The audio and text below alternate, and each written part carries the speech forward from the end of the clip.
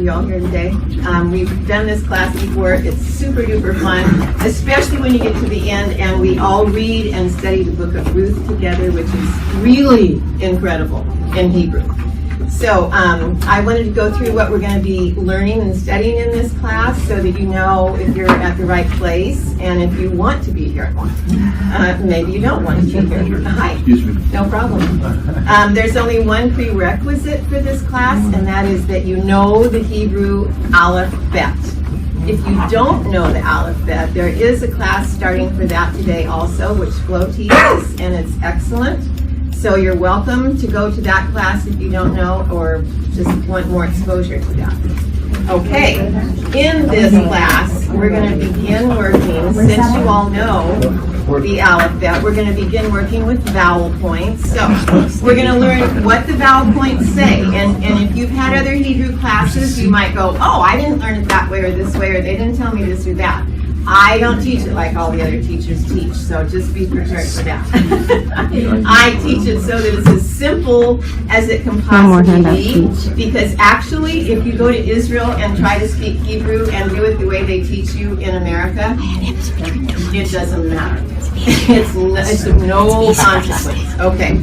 We will also, so you're going to begin reading, and we're going to consistently work on fluency in here so that it just becomes a second nature when you see the word, the letters and the vowel points, okay? We're also going to have vocabulary words each week, and you will need to memorize your vocabulary words, okay? We will learn basic grammar in this class. And grammar is really just a word that nobody likes because it's so boring, right? Except when you get to Hebrew. In the Hebrew language, grammar is just how the language is put together, like a jigsaw puzzle. And it's not put together like English is. So don't try to compare it. You can't do it. All right? Everything in Hebrew revolves around verbs. You really need to know that. It's a key that I wish somebody had told me when I first started. Nouns morph from verbs. Everything morphs from verbs. So when you know the verbs, you're going to have a big, huge understanding of the language. Okay. Verbs show action. And Hebrew is an action language. Okay? Hebrew is a new way of thinking. In English, which reflects Greek thinking, we always put the noun first in the sentence, right? We'd say, the girl, that's the noun, smelled, that's the verb, the roses. That's how we would say. In Hebrew, they would say, smelled the girl the roses. Everything's about verbs. It's about the action. Okay, so, for instance, the word shema, in Hebrew, everybody that goes to El Shaddai knows what that means, right? It means hear. But there's much more to it than that, because you can sit in a chair and hear something and do nothing about it. But if you are a mom and you say to your child, please go take out the trash, or please go get your room cleaned up, and they just sit there and keep watching cartoons, what does the mom say? Knowing that the child heard her, she's going to say, did you hear me? And that means, why aren't you getting up and moving? And that's all Hebrew thinking. We didn't know that we actually used that in English too, but that's one way that we do. Okay, so, in other words, hearing is not enough. The hearing needs to produce action, and that's what Hebrew says. Hebrew reflects what it means to be created in God's image. This is the word image in Hebrew. Selim, exactly. And it just means image. But what does image mean? In Greek thinking, in the way we think, we begin to assign attributes to this word. Well, it's love, it's this, it's da. And yes, it may be, but it's way more than that. And I'm going to take a little rabbit trail here just to get your juices flowing about this language. So we're going to look at, in Genesis 1:1, there's an example of how verbs come first.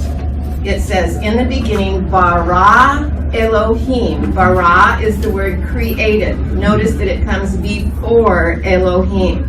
So it says, in the beginning, created God. So what was the most important word there? What was the action word? Created. Okay, but it comes before God. So it's the action that God does that's being pointed to. Okay? So in Genesis 1:26 it says, let us make man in our, what's this? Selem, image. What does image mean? Let's look at what God did, because what he did, the action that he takes, is going to help us discover what his image is about. Okay? So the following, now I need these. The following words give us some hints about the conditions that existed prior to creation. Okay? Prior to God's action. We have some hints about what existed.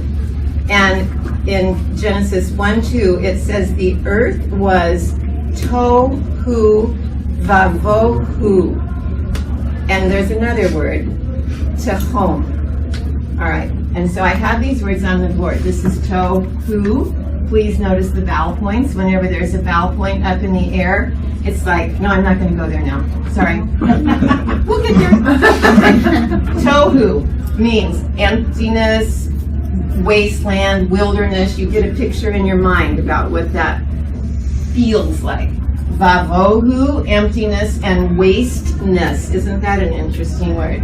And tehom is the primeval ocean, the flood, just the deep. Okay, so when you look at these words, in addition to that, there's another word that describes conditions, and it's darkness. So if you add darkness to these ideas, you get a feeling for what it was like. Was there order? Do you feel order in this? No? No. Okay, and that's exactly right. Because these things describe chaos, all right? When God spoke, his words, the power of his words created order. Right. And he looked at it and he said, this is good. Right? It's toe.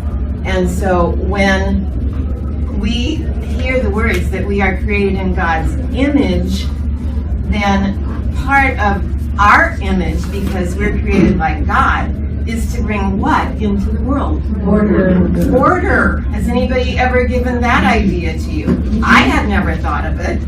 Well, it became really clear to me the other day when I was babysitting my grandchildren, ages 6 and 13, and they love video games. Their dad loves video games, so they've cut their teeth on video games, basically.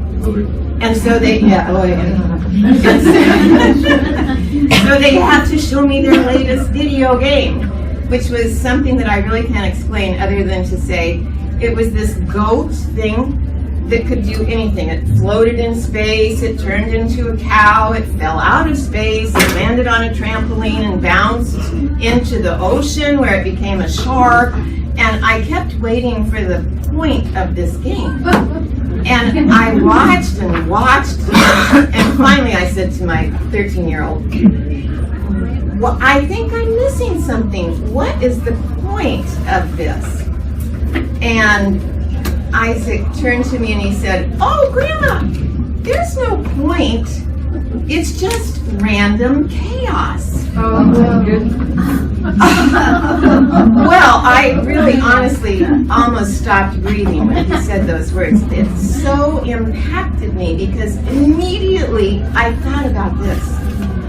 And if we're created in God's image and we're supposed to bring order to the world, look what the enemy is doing to this generation that lives for these video games. He is bringing random chaos into their lives. And rather than learning how to bring order, they're just learning chaos. It's horrifying when you stop and think about it. Okay, so when you look, not only is Hebrew an action language and it all revolves around verbs, but of course we all know that it's a picture language and every letter has a meaning. So when you take the individual meanings of these words, look what you get. Who's going to bring order, okay? On the cross, behold the man. The man, the Son, behold the man. The cross, behold the man that will end chaos. Wow. That's huge. When he spoke, that's what he did. And it was the man on the cross that was going to do these things. We are given hints over and over and over, and this language just has layers and layers of meanings like that. So we'll be doing some things like that in this class. And I want you to notice the repetition of these letters. Look how many times you see the vavs. Look how many vavs you see. Look how many heys you see. Look how many tavs you see. Whenever you see repetition like that in Hebrew, stop. Because the Lord is trying to get a point across. They were thoroughly familiar with these things, so they would stop and search it out. And so that's the phenomenal thing we get to do when we know this language. So I'm saying that to encourage you, because I'm going to expect you to spend time studying this. Because the more you study, the more you're going to get out of it. And it will be worth the time you put into it. Okay? So, so back to the class objectives. We will be memorizing one verse from each stanza of Psalm 119, which is the Hebrew alphabet. And you'll be amazed at what you learn doing that. And to graduate, we're going to read and study the book of Ruth together. So, any questions? You have more notes for those of us who came late? I didn't copy enough. I had no idea there would be, I never planned to have this many people, but if you can share, and I will bring extra copies next week for those who didn't get them this week, okay? So anybody that can share it would be wonderful. How long is this class? How long? There's no set time. We just graduate when we read the book of Ruth and study it together. All right. Before you get away, because we're going to run out of time before we run out of material probably, I want to show you these. I want you to all take, do you all know this already? How to do these? Just 3x5 cards. You put one Hebrew letter on each card, and underneath make these little slits, you know, with one of those box cutter things. And then make a strip that has your vowel points on it, and you can move the vowel point underneath. Now it came out this slip, but anyway, you get the idea. Underneath, and you can practice saying what the vowel point is going to make that letter say. It's just a fun thing to do. Can I take a picture of that? Sure. And another hint is to put your vocabulary words on 3x5 cards too, and throw them in your pocket or your purse or whatever you always have with you. If you're in traffic and you're stopped, don't do it while you're driving. Study the words. If you're at the grocery store waiting in line, study the words. You know, wherever you're just stuck waiting, pumping gas, whatever. My first Hebrew teacher told me the more varied places that you study these vocabulary words, the better you're going to remember them. If you always do it in one place, you won't remember it as well. So, just a little fun thing. All right, so you know the sounds of each, or you know the names of each letter. Have you practiced the sounds? All right, let's see. I think I want you to go to page 2 first. Because everybody needs to know that there are 2 letters in the Hebrew alphabet that are silent. Does everybody know what they are? Good. Aleph and Ayin. And they are part of what we will also learn are guttural letters, which we'll do in a minute. But when you get to Aleph and Ayin, unless there is a vowel point underneath them, they say nothing. They make no sound. And why don't they make a sound? You know? because a guttural letter is made down here in the gutter, I call it. It's kind of a sound that's made almost below the Adam's apple. And so, being Western people, we are not raised with that sound. And if we aren't raised with it, it's close to impossible to learn how to make it.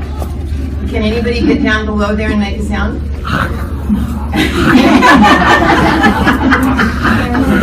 Yes. Huh? If you know German. Maybe, yeah, probably. If you were raised with another language that has those sounds. Possibly. Anyway, so that's why we can't make them. So we don't make a big deal of it. Just say as close as you can. If you can't get that guttural thing out, it's okay. All right, so what we're going to do is go through these. I don't want you to say the name of it. I want you to say the sound that it makes. Does everybody know how to do that?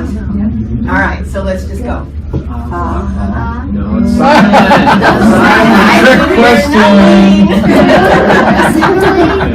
Okay, all right. What about? Okay, I hear this, and I know this is what they do in English classes. I hear ba, ga, There's no It's just, it's a very staccato sound. If you add you're going to get confused. So make it staccato, okay? So it's good.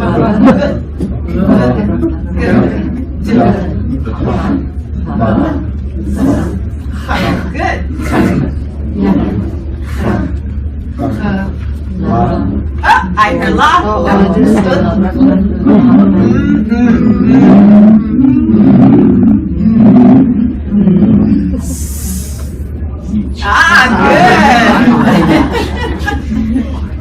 Good. Can you stop?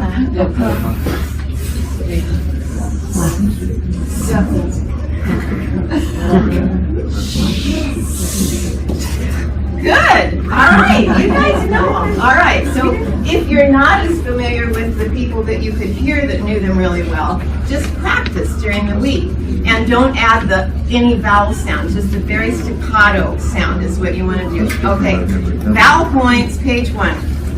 I know that a lot of you are already reading Hebrew, and this will be boring for you, but for those that are just coming in from another class, maybe not. Okay. The first, let me just tell you, all of these vowel points have names that have been given to them by English speakers and people that write books and do things like that. But anyway, we're not going to learn all those names because that's like learning a third language, which is not so fun. Okay, so we're here to learn Hebrew, so we'll just call these dots and dashes, okay? All right.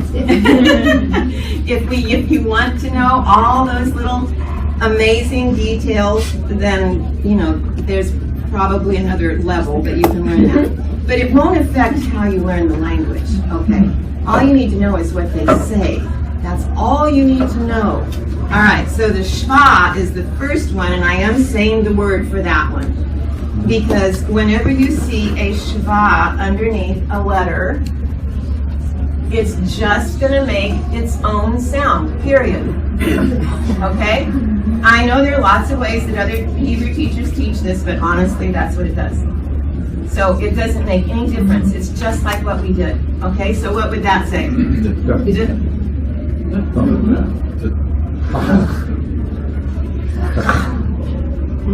Yes. Okay.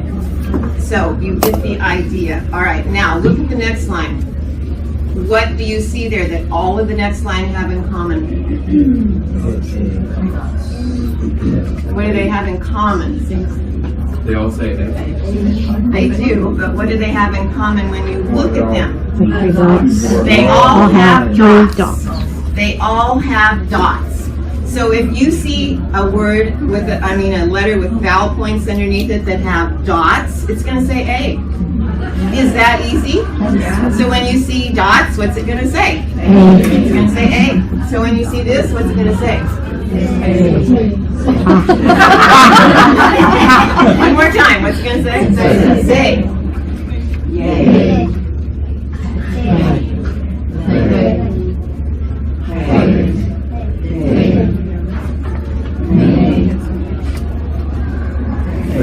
Good.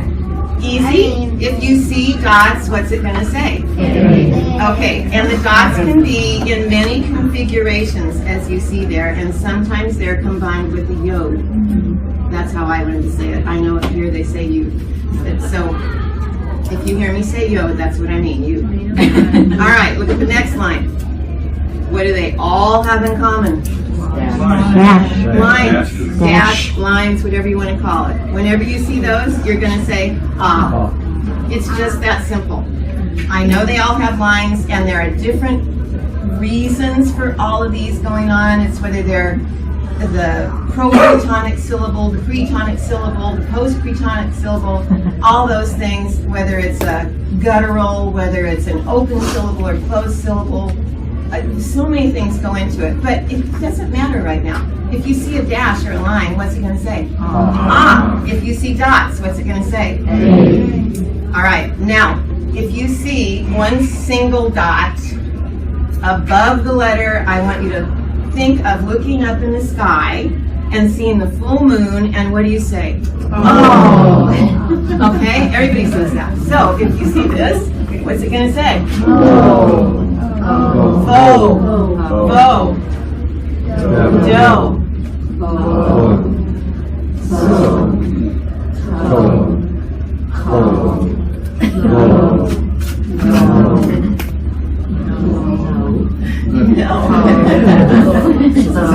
okay, so if there's a dot above the letter, what's it going to say? Oh, good. Now, this is a fun one. Okay, also you see the vav with the O. In this case, the vav becomes like a vowel, okay? And it works together in combination with that dot. And some of the words that were on the board, I don't know where was that one, had that O. The other one. That's okay. All right, so so either way, those can say O. Yes, I do. I want to show them some. I know all you guys mostly know it, but some may not. So it's important to know this. The big board or the board with the dots? Pardon? Which board do you want? He's bringing it right there. Okay, so this now becomes the dot.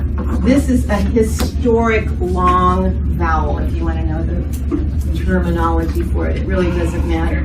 It's the correct historic spelling.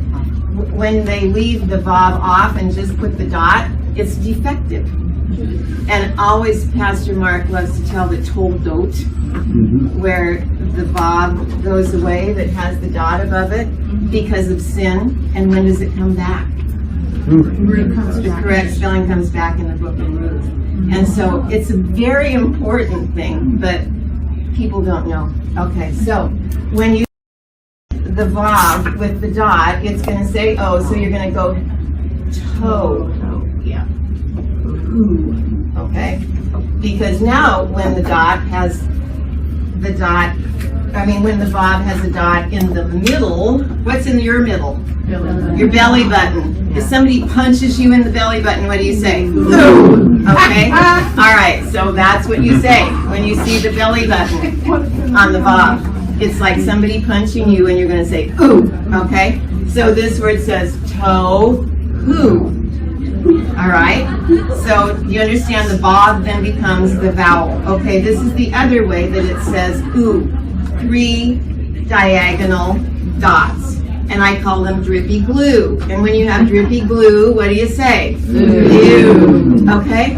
So when somebody punches you in the belly button, ooh. 3 drippy dots of glue, ooh. Either way, it's ooh. All right?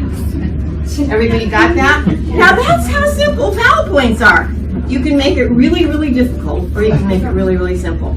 I just prefer simple because I learn better that way. I'm not that bright. That's not true. No, it's true. All right, let's go on. So, page. All right, let's do page 2, and let's do the guttural letters. Is everybody familiar with guttural letters? Not so much. All right, there are only 5, and resh, the very last one, is rarely used. So, The guttural letters, I just want you to begin to know them and memorize them. All right? If it's on these sheets, I want you to memorize them. Okay? So the guttural letters are, let's say them, say their names. Aleph, He, Het, Ayin, and sometimes Resh. Oh, not always, but sometimes Resh. Okay? So when you get home, write these 3 times each and say them as you write them. And which 2 are going to be silent?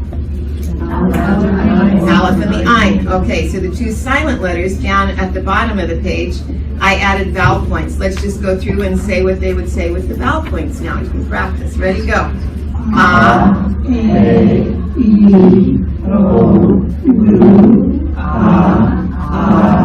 E. And they continue on the next page. A.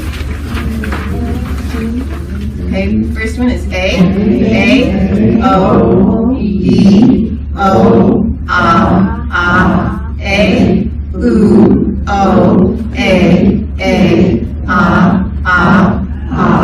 O. Super! And the one I didn't go over is the 1 dot underneath the letter. What happens when a mouse runs across the floor and a woman sees it? That's it. And that's what it says. That is the mouse running across the floor. All right, so your vocabulary words for this week are Davar, everybody say it. Elohim and Melech. All right, and just memorize those. You probably already know them all anyway. All right, now let's get to another fun part. All right, so we're going to start memorizing our first scripture in Hebrew, and it's Psalm 119, and this is verse 1. So it's about Aleph. Every single verse, every single one of the 8 verses in Psalm 119 begins with the letter Aleph for 8 verses, and then it goes to Beit and on down, which I'm sure you all know. Okay, before we get there though, I want to show you one more thing about Hebrew, and that is how amazingly diverse the definition of one word can be. Okay, so in English we learned that ashrae means blessed or happy, right? Okay, and there's nothing wrong with that definition, but turn to your last page.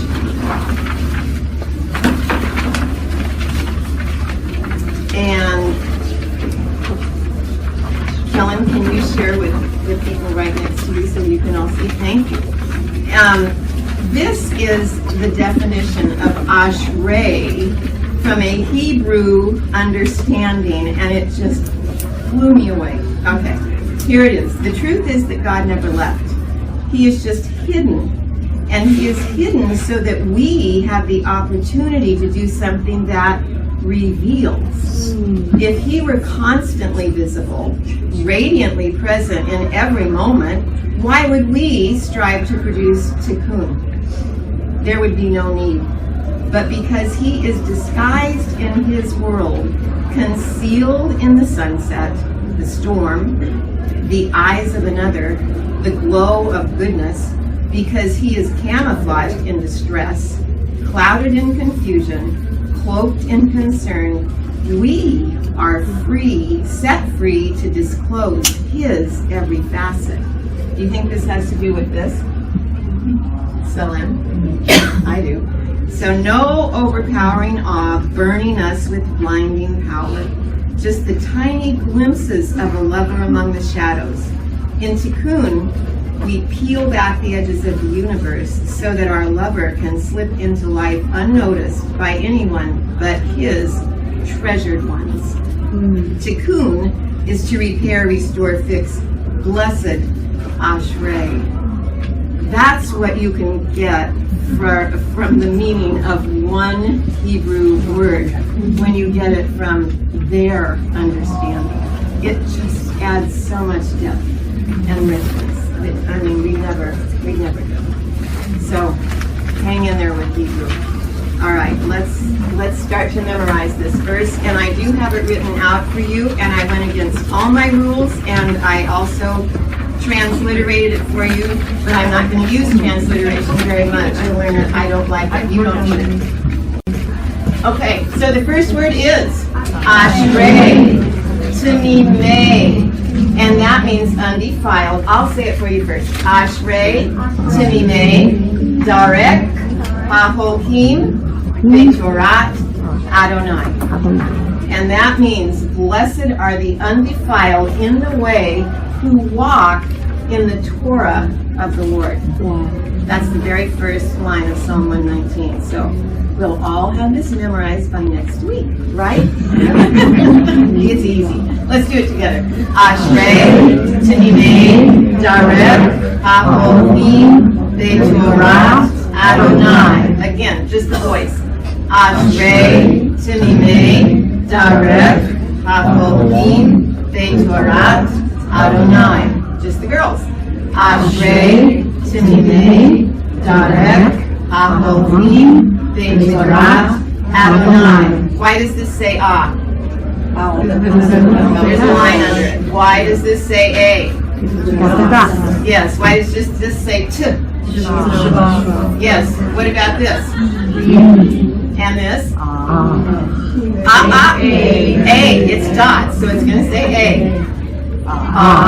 A.